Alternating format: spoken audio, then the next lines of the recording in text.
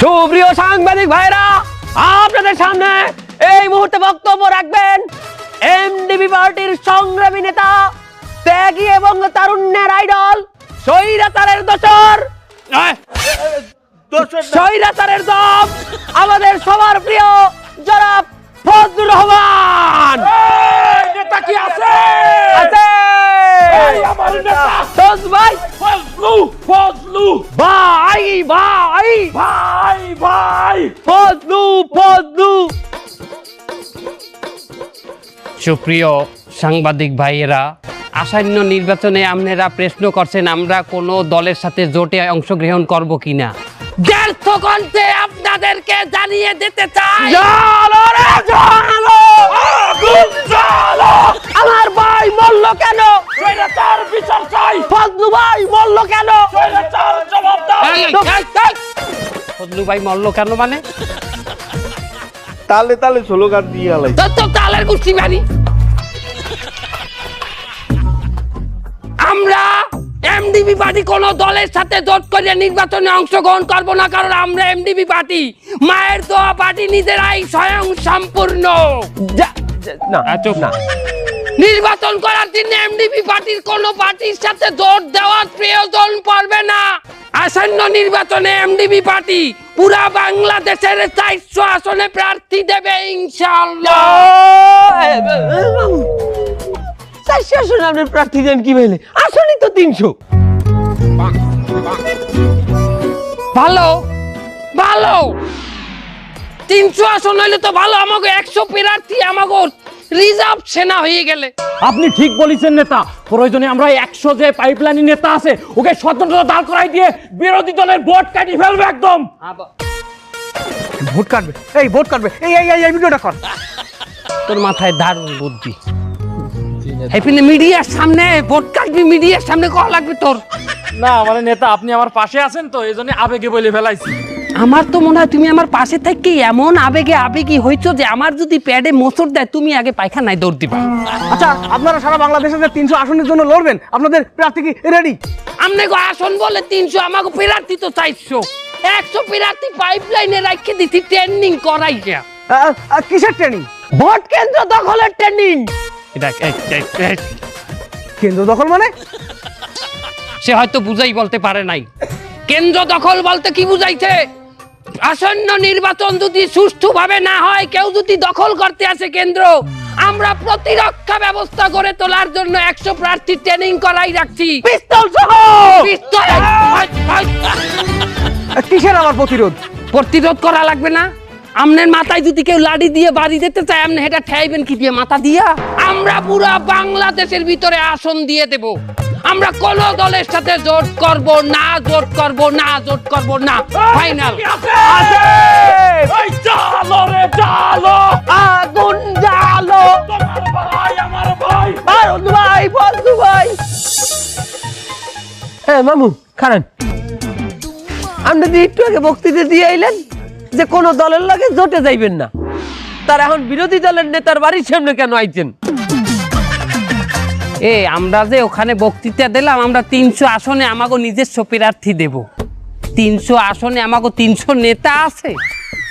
Secretary কথা বলো না কেন? আর কুমে আমনে আমি আর ওই যে পোটলা মাছ স্যার আপনি নেতা পান কুমে। হ্যাঁ কে? আমার কি নেতা মনে হয় না? তুই নেতা, তুইও নেতা। তুই যদি নেতা তোর নামের আগে তুই একটা পাতি যোগ করে দিস। মানে পাতি নেতা? তা কি এবার আমাকে প্রার্থীরা কই তুই ক। আমরা যে মনোনয়ন ফরম বিক্রি করবো, মনোনয়ন দিমু, এখন পর্যন্ত বিসমিল্লাহ করতাছি, তুমি কও। আরে যে কয়টার ওই মনোনয়নের কাগজগুলা বানাইছি এই ফটোকপির টাকা আনো দেতারি নাই। হ্যাঁ কে মামু, আপনারা হেন না একটা মনোনয়ন ফর্ম বিক্রি করলেন, এটা সামনে মেট্রিকে পরে হেরতারে অর্ডারে বিক্রি করিও বহনি করতে পারি নাই, বিসমিল্লাহ হয় নাই। আগে বিসমিল্লাহ হইবে না কে? কেওয়াই দিয়ে এই মনোনয়ন ফর্ম কেনার জন্য সমিতি দিয়ে কিস্তিতে টাকা উঠাইছে। এই কিস্তি আমার টানা লাগে, এখন আমি 2 কিস্তি দিছি অলরেডি। আজ রবিবার। সর্বনাশ, আই 3rd কিস্তি, আজ তো কিস্তি হেলাই আইবি আলে। তাহলে তো মামু ঠিকই আছে, বিরোধী দলের লাগে জোট করা ছাড়া আর কোন উপায় আছে আমাগো? কোন উপায় দেখিনি আমি। ভিতরে নেতাটাকে ডাকছে আমাকে? হ্যাঁ, নেতা ডাকছে ভিতরে। যাই, কোনো কথা পাবেন না, চুপ করে থাকবেন।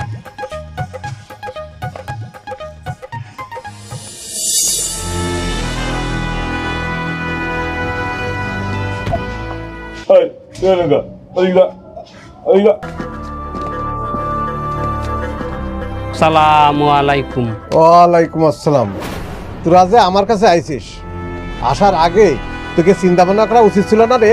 এই আমাকে গালাগালি দেওয়ার আগে তোকে কথা মনে ছিল, আমার কথা মনে ছিল না যে তোরা কিভাবে গালাগালি করেছিস? আমি ভুলি নাই। আর আজকে আসন চাচ্ছিস, আসন। তাই যখন আসছিস আমরা তো ফিরাই না, আমাকে দুয়ারে কেউ আসলি আমরা ফিরাই না, আমরা দিই কিছু না কিছু দিই। তা উপর লেভেলে আমি কথা বলেছি, তোকে আমি একটা আসন দিয়ে দিলাম, যা। এ বাবু, এ বুড়িয়ে ভাব কি কয়? এত দূর আইলা ভেল লাগে জট করতে বলে একটা আসন দেবে। এই হারামজাদা, এই কিরারে শয়তানের বাচ্চা, এগুলি কত রে? কই কোনো কথা কবি না নেতা। আমি না না আমি দুঃখিত, আমি ক্ষমা প্রার্থী। কিন্তু আমার একটা কথা, আমরা আপনার সাথে জোট করতে আসছি। আমরা কি ভাইলে একটা আসন দেন? কি আমরা কি খয়রাতি? হ্যাঁ, কি মানে আপনার কথায় কথা মিলে হয়। হ্যাঁ, তা আমরা কি খয়রাতি যে আমরা একটা থাল পাচ্ছি, আপনি একটা কয়েন দিলেন? হ্যাঁ, আরে থাল পাতি নেই, আমরা দল পাচ্ছি। ওরে বাবা, তোরা কয়টা আসন চাচ্ছ? তোকে ভোট আছে, তোরা জিততে পারবি? হ্যাঁ শোনেন, আমার ঠিক আছে, সেটা ঠিক আছে। আমরা তো একটা দল সংগ্রাম করতেই তো এ পর্যন্ত আসছি। তাছাড়া আমাকে দলের অন্যান্য লিডাররা আছে না, অন্যান্য নেতা আছে না, তাকে এই যে আমার সেক্রেটারি, হ্যাঁ আমার যে একটা আসন দিয়ে দিলেন, তার মনটা খারাপ হয়ে যাবেন। ইতিমধ্যে তার চেহারাটা দেখেন। এইটা তোকে সেক্রেটারি? হ্যাঁ, ওরা দেখলি তো মনে হয় অফিসে। তা ওই তোরা যে একটা দিছি না, ও তো সেটা ওই পাবে। বললাম না মানে বুঝেন নাই, আপনি দেবে না, হেরে দেবে। কি বলে কি? আমি কথা বললাম না, আমার যেটা দেবেন এইটা হে পাইবি মানে? এই শোন, তুই যদি মরে যায় তা বাই ভোটে তো ওই পাবে। কি আপনি ভর্তি হয়েছেন? এই কথা আপনার বাইক নিয়ে কইলেন না? এক ফিরু আপনি আগে নেতারে বললেন, আজ নেতা চাইয়ে বাইক নিয়ে বড় হয়ে গেছে। এই ভাই বাইক নিয়ে চাইয়ে আজ নেতা বড় হয়ে গেছে। কেমন কথা কইলে? আমি মরমু মানে? তা তুই যে ওই পর্যন্ত বেঁচে থাকবি এর কোনো গ্যারান্টি আছে? তা আমি যে মরিয়ে যাবো এটার কোনো গ্যারান্টি আছে আপনার? এটার কোনো গ্যারান্টি দিতে পারবেন? হ্যাঁ, সেইটা আমি দিতে পারবো না, কিন্তু আশ্বাস দিতে পারবো। মাশাআল্লাহ, আশ্বাস দেবে আমাকে? তাহলে তুই কি আশ্বাস দেবে? কি আশ্বাস দেবেন আপনি? মরার আশ্বাস। বুড়িয়ে বেড়াকে এই খেল করি আপনার মরণ কামনা করে। দেখেন এক পাও গেছে কবরে, আর এক পাও ট্যাঙ্গের উপরে ঠ্যাং হালাইয়া দোল্লা খাইতে আছে বুড়া বাপ। এই শালার শালা, এই তুই দাঁড়া আছিস কি জানি? ওর মাতি পারতেছিস না রে? আপনার লাগে করলো জোট যাবো না, আমরা করলে আসল লাগবে না আপনার। গুলি কর, গুলি কর। সুপ্রিয় দর্শক মন্ডলী, সেমাই টিভিতে আপনাদের স্বাগতম। দেশে আবারও নির্বাচনের আমেজ চলে এসেছে। বিভিন্ন রাজনৈতিক দল তাদের ইশতেহার নিয়ে মাঠে নামছে। আমরা গোপন সংবাদের ভিত্তিতে জানতে পেরেছি বিভিন্ন রাজনৈতিক ছোট ছোট দল একত্রে জোট গঠন করেছে। আমরা এখন তাদের সাথে কথা বলার চেষ্টা করব, তাদের পরবর্তী পদক্ষেপ জানার চেষ্টা করবো। আমাদের সাথে থাকুন। এই যে শুনলাম আপনারা ছোট ছোট দল মিলে রাজনৈতিক দল জোট গঠন করেছেন, আপনাদের পরবর্তী পদক্ষেপ কি? আপনারা কতটা সফল হয়েছেন? হ্যাঁ, আমরা ছোট ছোট বলা ভুল হবে, আমরা একটা দলই। আমরা কিছু রাজনৈতিক দল একজোট হয়ে যে উপনীত হয়েছি যে আমরা নির্বাচন করব, আর নির্বাচন শেষে ইনশাআল্লাহ আমরা দল সরকার গঠন করব। আচ্ছা, আপনি সরকার গঠন করবেন, আপনার দলের নামটা কি? ফেসবুক তাওহীদ, মানে একজন শক্তিশালী ইসলামিক দল। আচ্ছা, আপনারা এতগুলো দল মিলে যদি নির্বাচিত হন তাহলে প্রেসিডেন্টটা কে হবে? প্রেসিডেন্ট আবার কে হবে? প্রেসিডেন্ট আমাদের কোয়েল দাদা হবে।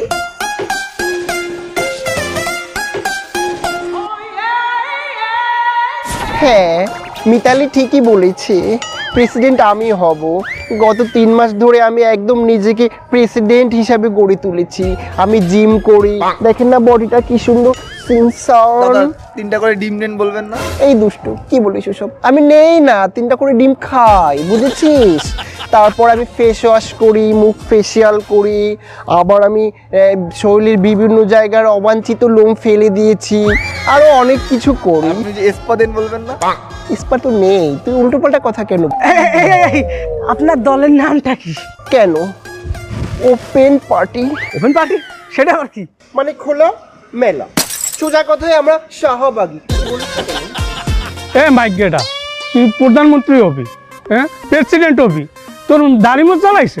হ্যাঁ মাইগ্রেটা, তুই যে শাহবাগের দাবি করিস, শাহবাগ নামে কোনো জায়গা আছে, কোনো চত্বর আছে? ওই জায়গাটাই হয়েছে এখন শহীদ হাদি চত্বর।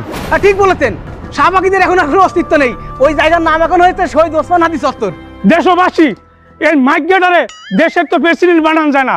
আমাকে দেখেন, আমার সুঠাম দেখেন, আমার ভয়েস দেখেন, আমার ভাষণ দেখেন।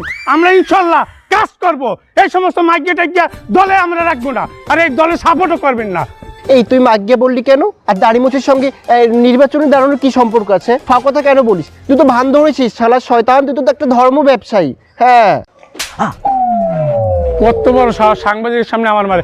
দেখেন দেশবাসী, কিন্তু রেকর্ড আছে, তুই যে আমার গায়ে হাত দিস, তোর এত বড় সাহস। আমি একটা ইসলামিক নেতা, তোর এত বড় সাহস। সুপ্রিয় দর্শক মণ্ডলী, এরা নাকি রাজনীতির গুরু। তোর নামে ধর্ষণ মামলা দিব, তোর নামে ধর্ষণ মামলা দিব, আমি শয়তান বেটা নারী নির্যাতনের কেস দিব। এই চল থানায় চল। ও ভাই, কিস্তি দেন। সারাটা দিন আপনারা ফোনে বিষয়ে কোনো জায়গায় না পেয়ে এই জায়গায় আইছি। মাত্র 2টা কিস্তি দিয়েছেন, 3 নম্বরটার বেলা এত দৌড়াদৌড়ি কি আপনার পিছনে? ভাই একটু রইয়ে সইয়ে চান, আমরা দেখতে লোনটা তোরা আমি ডাইরেক্ট লই নেই। মানে আপনি যে সময় গিরান্ডা রয়েছেন এখানে আপনার মনে আসলে না? গিরান তো রইছি বাবা, লোন তুলনেছে আমার দায়িত্বে যে নমিনেশন কিনছে আমার দলীয় একটা ছেলে, হ্যাঁ তার কিস্তি টানার কথা সে শোধ করতে পারে না, দেখে লিডার হয়ে এখন আমার দেওয়া লাগতেছে। ওইটা একটু কমাই সময় চাপ দেন আমারে, পাই যাবেন সেটা। আর আমনে যে ভাইলে কিস্তি চান বাবা, আমনে তো আমি এই লাইনে কোনো উন্নতি দেই না। এই লোকটার মধ্যে কিন্তু আমি রাজনীতি দেখতে আছি। হ্যাঁ এ তোমার তো রাজনীতি করা উচিত। তুমি যেই বাইলে কিস্তি চাইতে আসো, ওই বাইলে কিস্তি যদি তুমি ওই বাইলে যদি তুমি ভোট চাও, ভোটের ময়দানে তোমার ভোট তুমি খাইয়ে পারবা না, তোমার ভোট মাইনছে খাইবে মেয়া। তুমি এক কাম হর বাইক নেওয়া বলতে এই দিয়ে দে, কিস্তি দিয়ে দিব। আরে কিস্তি না, নমিনেশন। ও ও হাই নমিনেশন। আপনাদের আমাকে দল দিয়া একটা আসনের নমিনেশন দেওয়া হলো। তাহলে আমি আপনাকে কাজে নমিনেশন নিব না। আমি নিজেই একটা দল চালাই, আমি না খাইয়ে অনশন করে একটা দলের নিবন্ধন পাইছি, সেই দল আমি চালাই। আমি আপনার কাছে নমিনেশন করবো কোন দুঃখে? আপনারা কিস্তি দেন ব্যস্ত। হ্যাঁ তুমি একটা দলের মালিক, কিস্তি আলা বলে দলের মালিক। তা তুমি কিস্তির এই চাকরি করিয়ে তুমি দল চালাও কেমনে? সামনে নির্বাচনের যে খরচা আছে এটা তুমি এই চাকরি দিয়ে পারবা চালাইতে? আপনি খালি কিস্তি দেখছেন, কিস্তির আড়ালে আমার আর কত ব্যবসা আছে এগুলো জানেন আপনি? কি ব্যবসা? গোনেন। প্রথমটা কিস্তি, এরপরে সিজনাল ব্যবসা আছে। সিজনাল ব্যবসা কি? আম, কাঁঠাল, আরো ব্যবসা আছে। পাসপোর্ট, ইন্ডিয়ান ভিসা, আরো আছে। কি? ইন্ডিয়ান ব্ল্যাক মালের ব্যবসা, কসমেটিক্স। আর এই সৌদি আরবে লোক পাঠাই। মানব পাচার, মানব পাচার। আপনি মানুষ পাচার করেন সৌদি আরবে, হলে তো আমাকে আপনার দরকার। দেখেন আপনি যেকালে যেকালে মানুষ সৌদি আরবে পাঠাইবেন, সৌদি আরবে জায়গা পাঠাইবেন, হেরা যেকালে যেকালে বিপদে পড়বে মরুভূমির মধ্যে, সেকালে তো দেশের মানুষ আপনারা লড়াইবে, এগো আত্মীয় স্বজন, একালে আমাকে দল আপনাদের প্রোডাকশন দিব, আমরা আপনার প্রোডাকশন দিব। না, কথা আপনি ঠিকই বলছেন। এই গতবার সৌদি আরবে 5 জন লোক পাঠাইছি, ওই 5 জন এখনো মরুভূমিতে আটকে আছে। ওরা তো আমার বিশ্রাইতে আছে, ওকে আত্মীয় স্বজন আমার এই দেশে খোঁজ দিয়ে আছে। এখন আপনাকে দলে আসাটা আমার জরুরি, তা আমার একটা শর্ত আছে। আপনার যতগুলো নেতাকর্মী আছে, এগে যখন চড়া সুদে টাকা লাগবে আমার কাছে দিয়ে নিতে হবে।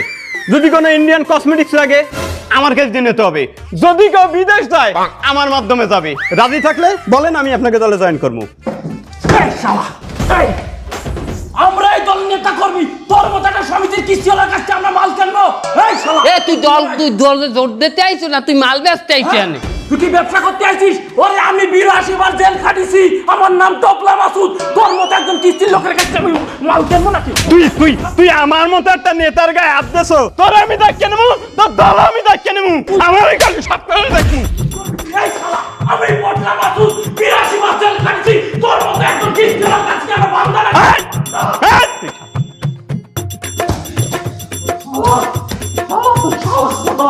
মিজান, এইরকম সিচুয়েশন যদি হয় আপনি আমার তো আগে জানাই রাখবেন, আমি সাথে ছুরি রাখবো, একদম ডাইরেক্ট ঢুকাই দেবো আমি। হা তুমি থামো, ও একটা দলের একটা চেয়ারম্যান, সে একটা দলের মালিক। সে তাতে কি হয়েছে? তাতে কি হয়েছে? আমার লিডারের সামনে দাঁড়াই এত বড় কথা বলি যাবেন, আমি সেটা বসে থাকবো? আমি শুনবো? না না মাসুদ, এটা ঠিক আছে, কিন্তু এখন যে সে থ্রেট দিয়ে গেলে আমার দিন তো এটা একটা থ্রেট হয়ে গেলে। হ্যাঁ এখন তো আমি একটা হেভিওয়েট প্রার্থী, আমি একটা দণ্ডে এককালে জড়াই গেছি। হ্যাঁ এই ভাগনা তুই একটা আমার জন্য ব্যবস্থা কর, গানম্যানের ব্যবস্থা কর। আমার গানম্যান লাগবে, গানম্যান থাকলে আমার একটু ভালো লাগবে। মামু আপনারা ফেরত দিয়েছে, আর আপনি যদি গানম্যান আনেন তাহলে কি আপনার সব সমাধান হইবে? গানম্যান থাকলে সাথে আমি নিজে একটু ভালো অনুভব করবো, আমার ভালো লাগবে, মনটা ফুরফুরা থাকবে আমার। না এটা ঠিক আছে যে একটা গানম্যান সব সময় দাঁড়ের কাছে থাকলে মনটা ফুরফুরে থাকবে, একটা বিনোদন একটা ভাব থাকবে। এটা ঠিক আছে মামু, তা আমি যাইতেছি একটা গানম্যানের দেহ এটা ব্যবস্থা করা তুমি যায়। গানম্যান ব্যবস্থা করে দাও। এই মাসুদ তুমি বাও, তুমি বোঝো না গানম্যান যদি না হয় আমার প্রোটোকলটা দেবে, এটা প্রোটেকশনটা দেবে, আমার তো যে কোনো জায়গায় হওয়াই হেলাইতে গানম্যান থাকলে ভালো হয় না? অবশ্যই অবশ্যই। সংগ্রামী বন্ধুগণ, আপনারা অবগত আছেন আমাদের মাঝে আসছেন এমডিপি পার্টির সেক্রেটারি সাহেব মোজ মিজান এসেছেন এবং আমাদের পার্টিতে যোগদান করেছেন। আমি তাকে এখন নমিনেশন দেব ঢাকা 36 থেকে। আপনারা সবাই রাজি আছেন তো?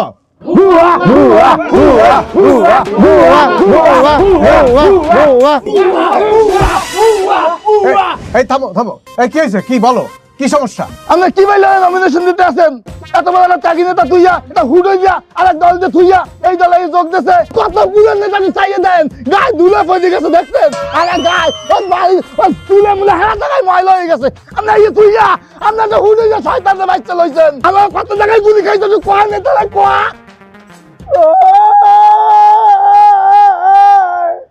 তুগা গুলি খাইছালা ওরে ভাইস্তে দেখছো, এই 40টা বছর ধরে দলের লাগি আমি কি না করছি, জীবন যাপন সব খাই করিয়া লাইছি, এরপরেও আমার দলের তো মনিটেশন দেয় না। ওই কাকু, এটা ফেসবুকের মনিটেশন না, এটা হলো নির্বাচনের নমিনেশন। থামো তো, থামো, আমি দেখতেছি। এই ভাই, এই তুই যা তো, তোরা আমি নমিনেশন দিতে পারতেছি না। না কি নমিনেশন দেবেন না? আপনার লাগি আমি আমার দল ছাড়ি নেই, আপনি আমার করছেন নমিনেশন দেবেন, আমি এমপি হ্যাঁ, আপনি কোন নমিনেশন দিতে পারবেন না? কিরম কথা? তুই যা। না, আমি যাবো না, আমি আমার নমিনেশন লাগবে। তুই যাবি না? না তোরে কলেজ তুলে দেবো। এই, যা, মামু গানম্যান তো লইয়েছি। তুই আমার গানম্যান লই আইছো? হাই কই? আপনি অনুমতি দিলে আমি এখন গানম্যান পেশ করবো আপনার সামনে। লইয়াই তাড়াতাড়ি গানম্যান লইয়াই। এই আপনি আসেন আসেন। এই কি খেলা চলছে?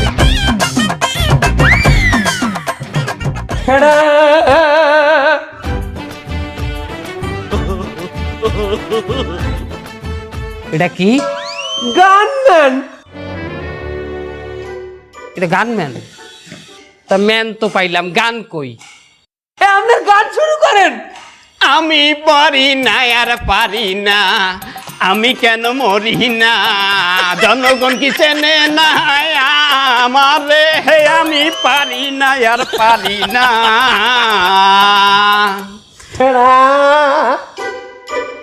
আমি তোরে এই গানের কথা বলছি, গান কই গান? এই জিনিস, হ্যাঁ মামু ওনার তো এই জিনিসও আছে। হ্যাঁ কই? আরে না, এই জিনিস উনি সব জায়গায় না, এই জিনিস উনি বাইরে থইয়া ভিতরে ঢুকছে। ওই আন তুই। শুরু করেন শুরু করেন। ক্ষমতা 2 দিন পরে পামু, আগে পাইলে কি ক্ষতি, এই দুনিয়ার রাজনীতি বললাম না একরতি, আমার দলের রসে আর মেহান নাই তাহার মান সম্মান, দলের রসে আর মেহান নাই তাহার মান সম্মান, আইতে যাইতে লাগে শুধু এখন তার গান ম্যান, পারি না আর পারি না, আমি কেন মরি না, আজাইল কি দেখে না। এইটা দিক দে। আমি এই গান ম্যান আনতে কইছি? আপনি তো বলেন যে গান গায় এরকম একজন ম্যান আনতে। আমি কইছি আমার নিরাপত্তা কর্মী গান ম্যান আনতে, আমি এই গান আনতে কইছি, এই গান ম্যান। তো তুই তুই ভাই আর ফালারে লাড়ি কই? আমি পারি না আর পারি না। দেখিস কেউ যেন কোনো প্রকার দুর্নীতি করতে না পারে। সালামু আলাইকুম ওয়া রাহমাতুল্লাহ। ওয়ালাইকুম আসসালাম ওয়া রাহমাতুল্লাহ। ভাইজান নাম শুনিয়ে থাকবেন, আমি এমডিপি পার্টি অর্থাৎ মায়ের দোয়া পার্টির চেয়ারম্যান। হ্যাঁ হ্যাঁ, আপনাকে তো চিনতে পারছি, দেখছিলাম। এখন আমার কাছে কি জন্য আসছিলেন সেটা বলেন। আমরা আসছিলাম, মনে করেন এখন তো আপনি হিটে আছেন ইনসাফ পার্টি হিসাবে। আমাদের ইনসাফ পার্টি এখন সারা দেশে তুমুল হিটে আছে। আমরাও হিটে ছিলাম একসময়, আমরাও হিট করছি অনেক কিছু, আমাদের অনেক জনপ্রিয়তা ছিল একসময়। আমাকেও নাম ডাকালে আমাকেও আডা চলা একসময় মানুষ পছন্দ করে, সামনে আবারও করবে। কিন্তু আমরা চাইতে আছি এই মুহূর্তে আপনাকে যদি আমরা জোট করতে পারি, জোট করে একটা সরকার গঠন করতে পারি, তাইলে তো আমরা দেশ চালাইতে পারবো, আমাকে দলটাও তো বড় হয়ে যাবে, তাই না? ঠিক আছে, এটা ভালো কথা। আমরাও চাই আমাদের দলটা আরো বড় হোক, একসঙ্গে ঐক্যবদ্ধভাবে আমরা একটা সরকার গঠন করি, যাতে করে ইনসাফ কায়েম করা যায়। তবে আপনাকে শপথ করতে হবে আগে, আমরা যদি সরকার গঠন করতে পারি, ক্ষমতায় যেতে পারি, সর্বপ্রথম আপনাকে চাঁদাবাজি ছাড়তে হবে, আর অবশ্যই কোনো প্রকার ছিনতাই, রাহাজানি এবং দুর্নীতি করা যাবে না। এই শপথগুলো আপনাকে করতে হবে, তবেই আমরা একসঙ্গে একজোট হয়ে কাজ করতে পারবো। লিডার চলেন আমরা চলে যাই। কেন? তা মাদকের ব্যবসা করা যাবে না, তা আমি চলবো কি করে? আর চাঁদাবাজি বন্ধ করলে আমরা খাবো কি মামু? আরে চুপ চুপ। আহা, অবশ্যই অবশ্যই এসব কিছু করা যাবে না দেশে। হ্যাঁ, এককালে কিছু না করলে আমাকে লোকজন চলবে কেমন? মনে করেন যে আমার ঘর বাড়িতে আমি বিরিয়ানি পোলাও রাইন্দে যদি রোজা থাই আমি, হেলা হইবে? চলবে? আরে আপনার তো মতলব ভালো না। মতলব কি? আমরা ক্ষমতায় যাবো, আমরা কিছুই খাবো না। আপনি কি ইনসাফ কায়েম করতে চান না? আমাকেও লগে তো ইনসাফ কায়েম করতে হবে, কইবি না? হ্যাঁ, মনে করেন যে জনগণের অর্ধেক খাইলে আমরা অর্ধেক খাইলাম, সমান সমান ইনসাফ। আপনাদের তো নিয়তি খারাপ। আপনারা আছেন আপনাদের নিজেদের পকেটের চিন্তা নিয়ে। আপনাদের সঙ্গে একজোটে আমাদের কাজ করা সম্ভব না। এই চল। চলো চলো। এটা কি হইলে? এটা হইলে এটা কি? হ্যাঁ, আমাকে লগে কেউই জোট করতে চাইতে আছে না। হ্যাঁ, তারপর আমাকে দলের লোকও তো আমাকে লগে থাকতে আছে না। ওই লোভে পড়ে দিয়ে সেক্রেটারি চলে গেছে আর এক জায়গা, ওই নমিনেশনের লোভে চলে গেছে। আসলে আমাকে নিয়তি খারাপ ছিল। আমরা রাজনীতি শুরুই তো করছি টাকা ইনকাম করার জন্য। এর জন্য প্রত্যেকটা জায়গায় জায়গায় আমাকে অপদস্থ হইতে হয়, প্রত্যেকটা মানুষ আমাকে অপমান করে। এই টাকা কামানোর উদ্দেশ্যে যারা রাজনীতি করে 20, 30, 40, 50 বছর ধরে রাজনীতি করিয়াও মানুষের মনের মধ্যে জায়গা করে নিতে পারে না। কিন্তু আপনি একটা জিনিস চিন্তা করেন, শরীফ ওসমান হাদি, তার রাজনৈতিক বয়স কত? সে কত বছরই বা বাংলাদেশের রাজনীতি করে গেছে, অথচ বাংলাদেশের প্রত্যেকটা মানুষের মন সে জয় করে এনেছে। সে কি অনেক বড় দলের একজন রাজনীতিবিদ ছিল, অনেক বড় দলের নেতা ছিল, অনেক কোটি কোটি টাকার সম্পদ ছিল তার, তারপরও সারা বাংলাদেশের মানুষ তারে ভালোবাসে কেন? সে বাংলাদেশের মানুষকে নিয়ে চিন্তা করছে, সে রাজনীতি করছে ইনসাফ কায়েমের রাজনীতি। আমাদের নিয়ত ছিল রাজনীতি করে টাকা ইনকাম করার, আর তার নিয়ত ছিল ইনসাফ কায়েমের জন্য তার যদি শহীদও হইতে হয়, সেই শহীদ হওয়ার জন্য সে প্রস্তুত ছিল। আলহামদুলিল্লাহ, আল্লাহ তাকে শহীদ বানাইছে। দুর্বৃত্তের গুলি হাদির মাথায় ঢুকছে, কিন্তু হাদি সারা বাংলাদেশের মানুষের মাথায় ঢুকছে। আজকে বাংলাদেশের মানুষ কনকনে শীতের মধ্যে সারাটা রাত রাস্তার মধ্যে বসে হাদির হত্যার বিচারের জন্য তারা অনশন করতেছে, তারা আন্দোলন করতেছে। মানুষ 20, 30, 40, 50 বছর রাজনীতি করেও এতটা ভালোবাসা পায় না যতটা ভালোবাসা হাদি বাংলাদেশের মানুষের কাছ থেকে পাইছে। আসলে আমিও চাইছিলাম যে ক্ষমতাটা ব্যবহার করে আমি মাদকের ব্যবসা করব, সারা বাংলাদেশের মাদক সম্রাট হব আমি। আমাকে যদি করতেই হয় আমরা ইনসাফের রাজনীতি করি আসেন, আমরা দেশের মানুষের ভালোবাসার জন্য রাজনীতি করি আসেন, কোনো প্রতিদান ছাড়া রাজনীতি করি আসেন। ভাই, আল্লাহ যদি আমাকে নিয়ে যায়, আমার বাচ্চাটার দিকে একটু খেয়াল রাখেন। এই কথাটা আমি বলতে পারিনি। আমি যদি কিছু হইলেও করতে পারি সততার সাথে, আল্লাহ যদি আমার রহম করে, তাহলে আমার ছেলে, আমার পরিবার, আমার ভাই বোন, আমার ইনকিলাব মঞ্চের ভাই বোন গুলো, এগুলো আল্লাহ দেখবে যেভাবে আল্লাহ এখন আমাদেরকে দেখতেছে।